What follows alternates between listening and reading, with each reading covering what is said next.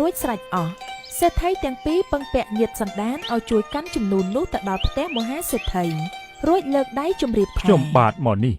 គឺចង់សុំស្ដីទៅនឹងកូនក្រមុំលោកផ្សំផ្គុំនឹងកូនកំឡោះខ្ញុំបាទសេដ្ឋីខេមាក៏បន្តប្រសិនបើមានខុសត្រូវអ្វីសូមលោកមហាសេដ្ឋីអភ័យទោសផងយើងខ្ញុំមកនេះគ្មានអ្វីក្រៅពីចង់ស្ពានមានមេត្រីជាមួយគ្នានេះឯងមហាសេដ្ឋីទាំងប្តីប្រពន្ធស្ដាប់ហើយឆ្លើយថានាងខ្ញុំឥតប្រកែកថាអ្វីទេណាតែថាសេដ្ឋីនរិនក៏បន្តនិយាយពីភរិយាតែថាថ្ងៃស្អែកនេះអ្នកត្រូវធ្វើផ្ទះ5ល្វែងឲ្យហើយស្រេចបើធ្វើមិនហើយយើងនឹងផ្ដាច់មិនឲ្យកូនក្រមុំទេឪពុកម្ដាយចៅផ្កាប់ត្រឡោកឮហើយជម្រាបវិញថាបើកូនខ្ញុំធ្វើផ្ទះស្អែកនេះមិនហើយស្រេចទេសូមលោកមហាសេដ្ឋីដាច់កូនក្រមុំលោកចុះរីឯចំនួនប្រមាណនេះ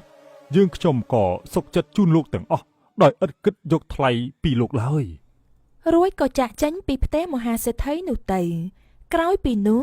មហាសេដ្ឋីនិងភរិយានាំគ្នាមើលចំនួនឃើញសុទ្ធតែផ្លែឈើមានតម្លៃប្លែកៗពីប្រទេសឆ្ងាយខ្លះនៅស្រុកអាយខ្លះសេដ្ឋីក៏ញញឹមញាក់មុខដាក់ប្រពន្ធថាចំនួននេះយើងមុខជាបានហូបទៅទេទៀតហើយពិតមែនហើយលោកប្តីលើកនេះដឹងតែឆ្ងាញ់មាត់ហ្មងទៅដល់ផ្ទះឪពុកម្ដាយចៅផ្កាប់ត្រឡោកក៏និយាយប្រាប់កូនថាសេដ្ឋីព្រមឲ្យហើយតែគេថាឲ្យកូនឯងធ្វើផ្ទះក្នុងថ្ងៃស្អែកនេះឲ្យហើយស្រាញ់ចៅផ្កាប់ត្រឡោកឮដូច្នោះមានចិត្តត្រេកអរណាស់រួចជម្រាបទៅវិញថាអ្នកម៉ែលោកពុកកុំព្រួយបារម្ភមុខជាបានដោយគំនិតដែលកូនបានគិតទុកពីថ្ងៃមុនហើយបន្ទាប់ពីនោះ